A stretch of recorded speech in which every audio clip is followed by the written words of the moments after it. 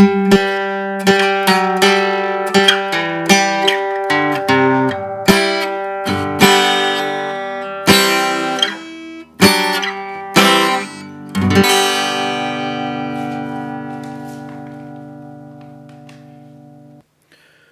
it's Mike.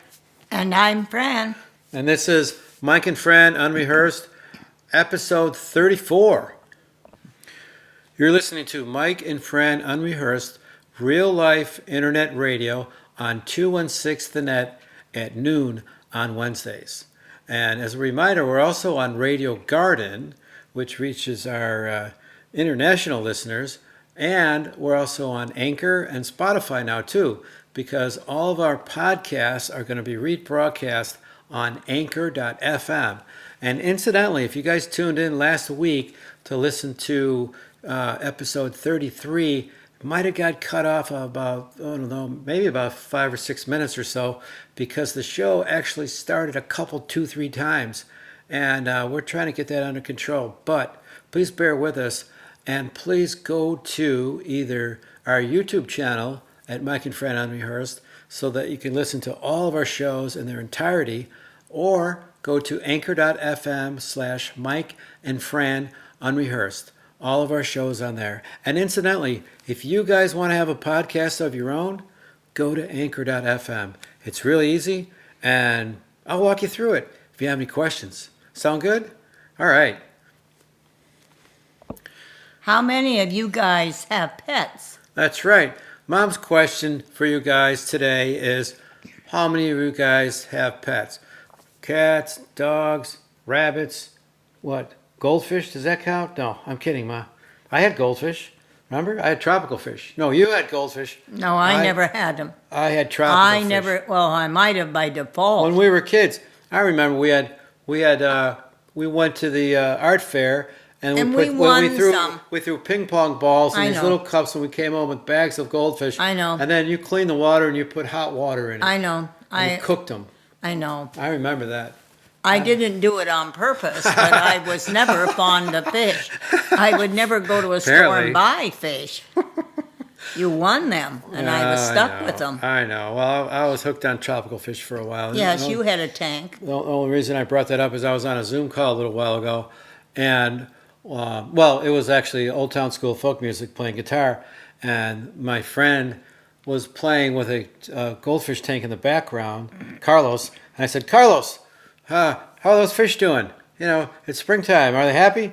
They got big smiles on their faces? And he goes, let me see. Yeah, they do. Yeah, he started showing me all the tank and everything, and I went, well, I was wondering if those were saltwater or freshwater fish, and he said they were saltwater, and I said, how'd you get into that?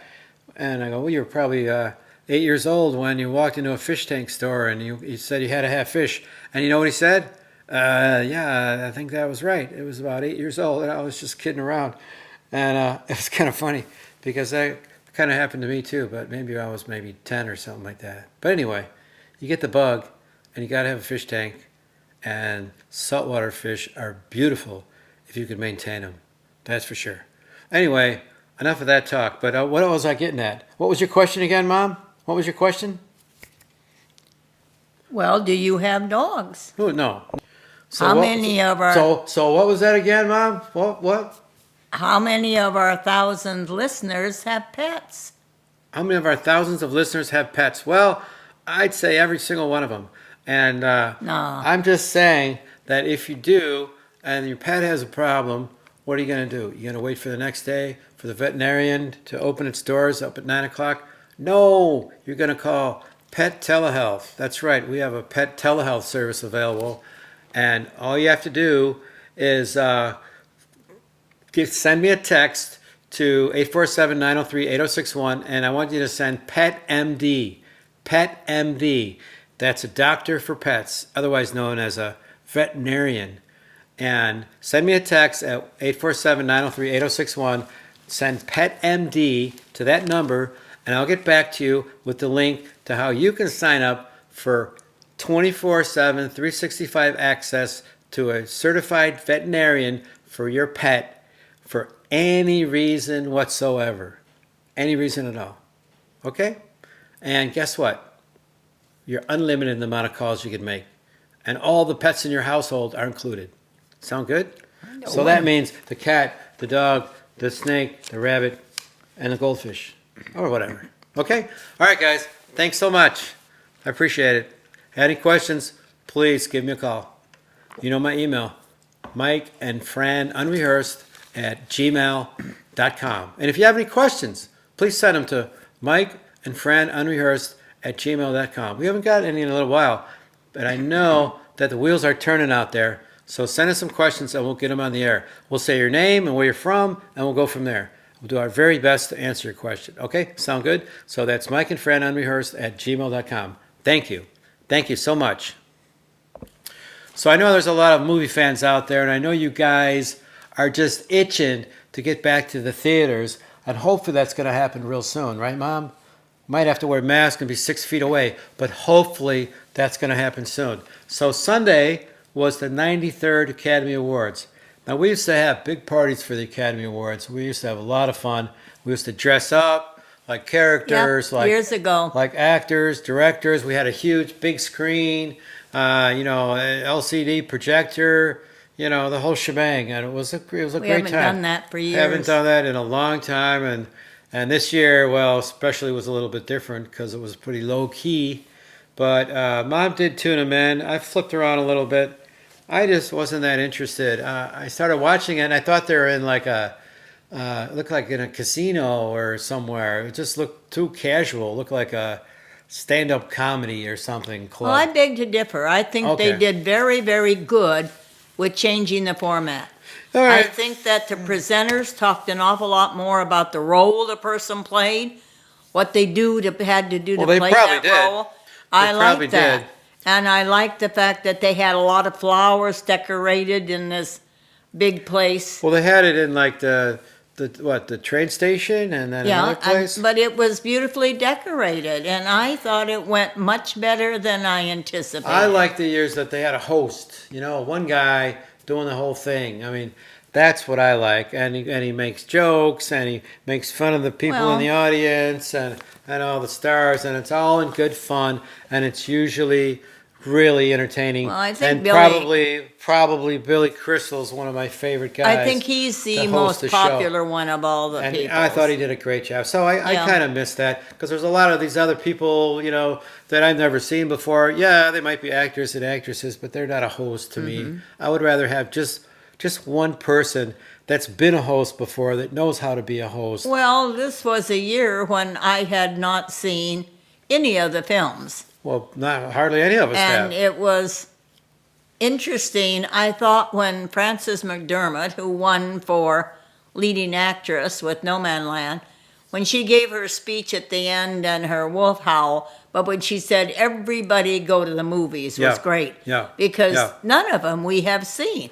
And a lot of them sounded very good. She said, go and look at this list of films that were nominated and go with your friends and see every single one of them.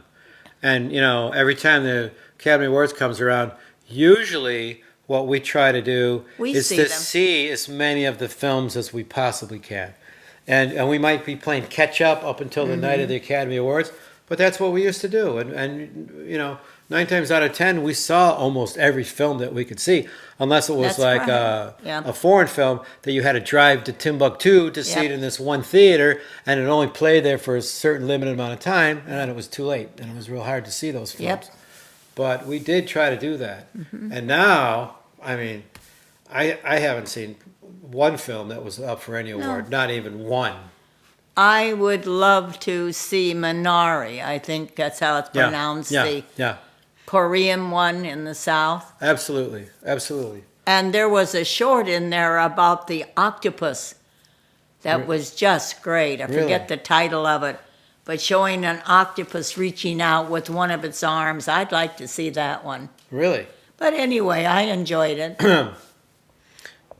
So the headlines in today's paper says 93rd Academy Awards, a twist ending. Now, my take on that was that Anthony Hopkins won for Best Actor instead of Chadwick Boseman, who everybody knows died recently, with his battle with colon cancer. But he's won every award up until now. So, I'm glad that they wound up awarding the Best Actor award to the person that they thought merited the Best Actor award, and not just because You mean Anthony Hopkins? Anthony Hopkins, absolutely. Yep. So that's what I think they meant by a twist ending. Now, what did you think they meant by that, Mom? I think also they could have meant that they usually left the best picture to the ending. They left the best actor to the ending That's this right. time. That's right. They switched it a little bit. Yeah, so it was interesting. I mean, I buzzed through the songs a little bit, which was interesting. So Anthony Hopkins won for the best actor for the father, and then the supporting actor Daniel Kaluuya won for Judas and the Black Messiah, and then of course Frances McDormand won best actress for No Man Land, which I do want to see, and then supporting actress Yoo Jung Yoon won for Minari, which is the other one that I want to see. So yeah, hopefully we'll get around to seeing some of those films, Mom. Yep. And an interesting young Chinese director won for No Man Land. Well, yeah. Best picture, you mean? Yes. Best director. Best Yes. director. Yeah, Chloe Zhao. Zhao? Yeah. Zhao? I don't know how you pronounce it. Chloe Zhao. Yeah. Wow, it doesn't sound Chinese to me. Yes. Does it? But she Anyway. is Chinese. She is Chinese. I know, and she did a marvelous job. And she's actually the first non-white woman to win in that category of best director. So that's something pretty impressive, right? Mm-hmm. So Yes. we've got a lot of films to see, Mom. Mike, what was it from last week that we wanted to mention about going to Oregon? Yeah, that's right. And we didn't mention? We mentioned a lot of things that we did on our trips to Oregon. Horseback riding, river rafting, cherry picking, all that fun stuff, and driving in the back of Grandpa's truck and hanging on for dear life. I remember that. But we didn't mention going to the rodeo. And from what I remember, I think we went to the rodeo in Joseph because we were near that town where we stayed. And there was a bigger one in Pendleton, but we never quite went to that one. But the rodeo was pretty neat. They had these little tokens that you bought for a shot of whiskey. I remember getting those. Oh, yeah, you would remember that. Yeah. I don't remember that. So somehow that's what I remember is they had some awesome little, I don't know, it was $5 coins you got that you traded them in for a shot of whiskey or something. And David was going crazy for those things, I think. So he bought a lot of those for everybody, for like strangers. Here, everybody have a whiskey. I was like, oh, hey, David, you're getting out of hand. Anyway, that was one thing. And then the entertainment was fun, and the actual rodeo was very entertaining. Well, all the girls were so young, in their teens. Well, they had all Pretty. these little shows on that the program included shows with kids that came on before the actual rodeo. Well, they had right? the riding and the roping. Yeah. But they had the pretty girls that were the queens of different areas around. Right. And every one of them had beautiful hair, beautiful skin, and beautiful even teeth. Right. Because I grew up with teeth that were overlapped, and that was always my main thing I noticed in people, their teeth. Look at their teeth. Yeah, my husband. I looked at Jim. I always remembered his beautiful teeth when I first saw him. He was born with those teeth. Yes, wasn't I he? know. Yes. Lucky I guy. didn't. Later, I got caps. Do I take But it took me a long while to get caps. I was married. Oh. Do I But- take after him with my beautiful teeth? Not as much as he did, Well, unfortunately. that's nice. But you still have a nice smile. That's really nice. But of you to one of say. the things that I remember as one of the cutest things in the rodeo was the kids riding the pigs. The little pigs, yeah. Yeah, they were about 7, 8, 9, 10, and they had a pig riding contest. Now, you know where we stayed. Near Joseph, right? We stayed outside of Joseph at the Keffers. Keffers. And Keffers are relatives there. Gail is a retired principal, and Janice is a retired teacher. Gail and Janice, right? And he has a talent for woodworking. He makes the most beautiful carved beds and desks and tables. Really, He should have you. He should carve one up for you, maybe. Yeah, we were sleeping in a bed, Nancy and I. That was one that he made. It was exquisite, but beautiful setting.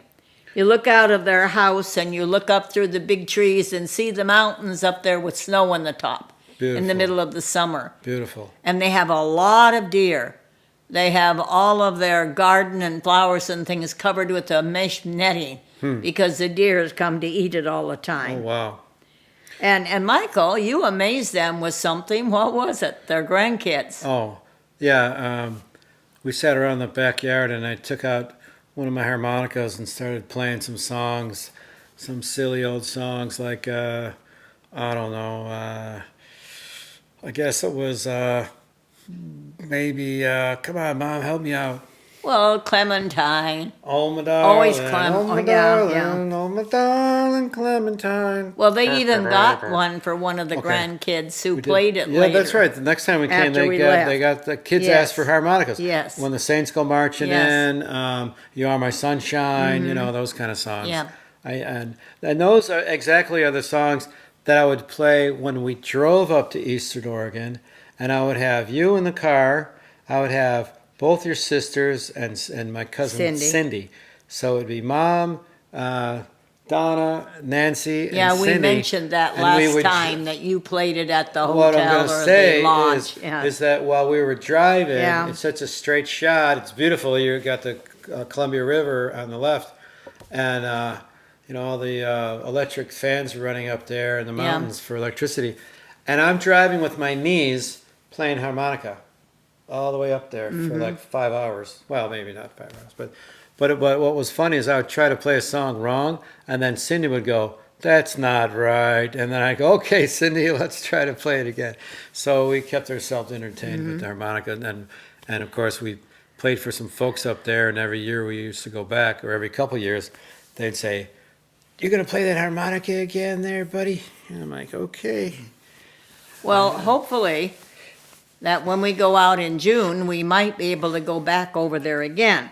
Yeah. Because I'm talking about an area, Joseph is like 35 miles from the Wallowa Mountains, and it's one of the world's, oh gosh, most beautiful areas. And in the latest issue of the Smithsonian, they have a whole article about this area. Wow.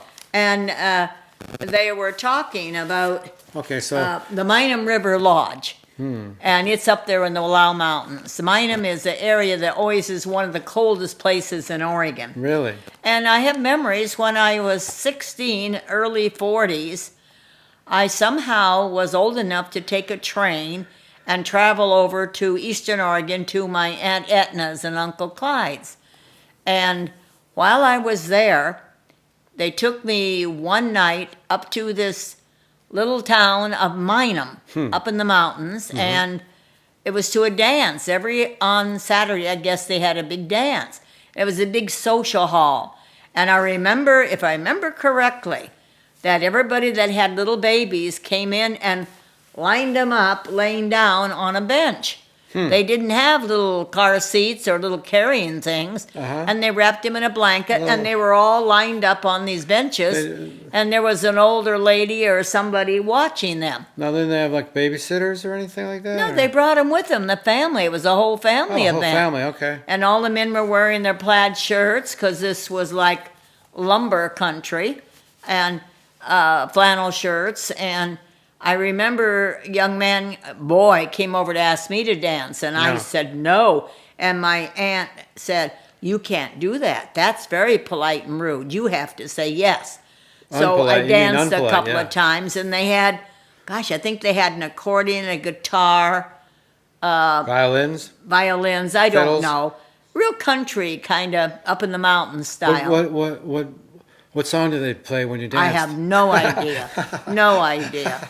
All I know, I was just so impressed at all the people and things. So you did dance, Yes, a couple of times. and what was the guy's name? The boy. How in the world would I know, Michael? All those years ago, and you don't ask. No, I was very shy and bashful then. Did you know how to No. dance? Just barely. Okay. Well, I'm Just sure you barely. did fine. Okay. Did he have to teach you, or you just did the two-step or You whatever it is? hopped along. They were like polka things you were You doing. did a polka? I don't Oh, know. It was like that, I would love to see you know. that. That But sounds like this was fun. up in the mountains. And this article talks a great deal about the Minam River Lodge up in the mountains, Yeah. where you come up to 500,000 feet above the sea level, and you're coming in, and then you descend to a meadow, alpine meadow, framed by verdant mountains and distant snow-capped peaks, all beneath the polished blue skies. Wow. And they call it the lavish beauty of Oregon Distill. But I talks about that this man descended 2,000 feet into the Eagle Cap Wilderness, one of the largest natural refuges in the what? lower Wait, 48 states. So wait, back up. It was what now? It was what? What was it? It was one of the largest what? Refuge area for they had. Okay. Natural area in the 48 states. Oh, okay, okay. There were 360,000 acres containing 31 peaks of at least 8,000 feet, Oh. 60 alpine lakes, Wow. and a vast expanses of fir, larch, and limber pine. Larch? Yes, larch tree. That's a tree. Yes. Okay. And from here you come down into Minam. Now that's where I went to the dance that time. Uh-huh. And in Minam, where people go up, well, people used to go there like celebrities, like John Wayne, Burt Lancaster, Oh. Ward Bond Wow. would go up there, and I guess they used to engrave their names or write them in cement or something, and somebody stole Burt Lancaster's, broke it off. Huh. But it was an area where they could go fishing and hunting.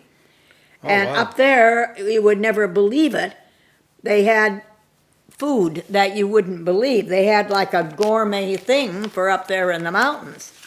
And it said that, if you got there in a certain night, you would have quail, marinated quail, which was wood-fired. You'd have house-made sourdough and chicken liver mousse, garden greens in a nectarine and rose vinaigrette, braised chard with anchovy, garlic, lemongrass, and oregano, and roasted acorn squash garnished with spruce tips, pine pollen. Anyway, they just said this was Sounds- very great for up in the Sounds mountains. pretty damn exotic to me. And then they would retire to the more natural pursuit of the Western style, nursing a glass of whiskey There you and go. counting the shooting stars. That's more about my style right All there. right. I like But that. it was known for being one of the great areas. You know, you think of Arizona is dubbed the Italy of America, Colorado the Switzerland of America, and New England coast was lined with the European style resorts and employed chefs shipped in from Paris. But up here, it was a pioneer flavor. And the rugged hinterland was left to joggers, loggers, gold miners, ranchers, and that sort. And nature was bountiful in Oregon. And it was beautiful. It was also the area where there was Chief Joseph. Oh, yeah. And when I went up there to visit That's my right, that's aunt right. and my grandmother, I would go up to Willow Mountain, and there would be Chief Joseph, a totem pole up there. No, was that the tram that went up there? That's the same area. That's the same area. I've been on that. But his totem pole was down on the lake more. Okay. And Tell me about Chief Joseph. if I ever wanted to be an Indian, and I thought I was for many years of my life, when I found out and we took the DNA test, Wow. I didn't have any Indian. Well, I mean, Yet I told No, my you- classes for yeah, many yeah. years, you won't believe it, but Mrs. Latone has some Indian blood. But you have to have a minuscule amount, because look at your brother and your sister. They look like they could be Native Americans, basically. So there has to be some in there, but probably not enough to show up in one of those, DNA tests that you get in the mail. Okay? Well, So that's possibly. what I'm saying. Possibly that could be true, because my sister Nancy looks very much as an Indian flavor Native American. and high cheekbones. My brother Alan did, and you remember my cousin Raymond. Yes. Oh my God, or David. Yes, yes. But nothing said about we had Indian Well, blood. there's got to be some in there somewhere. Yeah. I'm thinking, right? Yeah. So that means that means somebody did it in a wigwam. Is that right? I don't know. Yeah, I don't know either. I don't know. But wait, say something about this real quick. All I know. No. Your mother denounced that fact and never even would agree to even discuss the matter. No, that was my father. And My father. Tell me about that. One day I was about 40 and I was visiting Oregon on a vacation and I was drying dishes. And I remember my mother said, well, you know you have some Indian blood. Well, I tossed the dish in the air. I was so happy to hear that because I'd always had dreams about Indians. Okay. And she said, but I could never mention it. Avon, my father, oh, no, you couldn't mention because he looked on that like having black blood. That, no, you couldn't have any other type of blood. And so she said yes, but found out we didn't. But he said, don't talk about that ever again? Yeah, he didn't think that was right. He was too British English for that. He didn't want any part of it. Yeah, no. Okay. But the Nez Perce Indians, which the brilliant leader was called the Red Napoleons, he refused to accept the so-called Thieves Treaty of 1863, imposed by the U.S. government to take away the tribe's land and devastate its nomadic lifestyle and religion. Wow. So when the army arrived to enforce the treaty in the summer of 1877, Joseph led some 700 Nez Perce men, women, and children on a grueling 1,170-mile flight across Idaho, Montana, and portions of Wyoming, Wow. including a detour through the newly declared Yellowstone National Park. Now, outwitting his cavalry pursuers again and again, Joseph's, whose real name was Himato, Lantikupet, I can't get that correctly. If you say so. And 480 survivors were forced to surrender, only 40 miles from safety, which was the Canadian border. Oh, boy. And, of course, he was imprisoned then. And after he got out, he came back to that area to try to buy some property, and they wouldn't let him. So he died in 1904 on the Covell Reservation in Washington State, the most famous Native American in the United States and one of the most tragic. The most famous from the Northwest. Yes, corner, yes. right? Yes. But Okay. anyway, this article, I just happened to run across it today, and I go, oh my God, there's the Wild Lake. Oh, the pictures. There's a picture of Minam. Oh, that's great. And they're talking about the early Chinese in the area and some of the black in the area, and how Yeah. the Chinese were maligned badly and went and lived in an underground sort of city there Yeah. that people go to visit today. Wow. So enough about Oregon. Interesting. It's God's country, beautiful, and I'm Yes. glad that I was a part of it growing Well, up. that's very neat that they had an article in the Smithsonian about Willamette Valley and the area that we go to when we visit your mom's family all Yeah. out there in that area because they all grew up in that area, right? Yes, indeed. Around LeGrand and Well, Joseph, LeGrand is where and- all the years we went over to Eastern Oregon, we stayed at the motels in LeGrand. Yeah. We stayed in Baker City. Yeah. And, Yeah. well, Mom, as I remember your father, he had some pretty strong opinions of people in general. In fact, when he saw somebody that was even a little bit overweight, he would just look down on them like they had absolutely no control over what they ate, and they just ate to the extreme and they were fat, instead of just tightening the belt and sucking it up and getting with the program. So he was kind of hard on a lot of people, is yes, what I he remember. was. Is that right? But fortunately, his family wasn't. The kids didn't grow up that way. No. But he was Absolutely. very disciplined that way. He would tighten his belt if he got 1 inch fat, 2 inches less, and that was him. Yep, that's the way he was. So guys, remember to check out all our shows on YouTube and Anchor. Just look for Mike and Fran Unrehearsed. All of our shows will be there. And I wanted to let you know that I'm playing on my friend Diane's guitar from the 60s because it's a folk guitar and it sounds so much better. So hey, I'll see y'all next week and get used to this guitar for a little bit because I'm liking it a lot. I hope you enjoy tomorrow. I hear it's going to be in the 80s. Goodbye, Fran.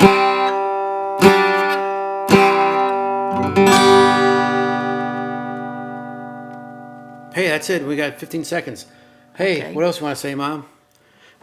Enjoy your week. Hey, go bike riding, everybody. I went bike riding today, and it was beautiful. All right. I want to hear from you next week. Take care. Bye now. Bye.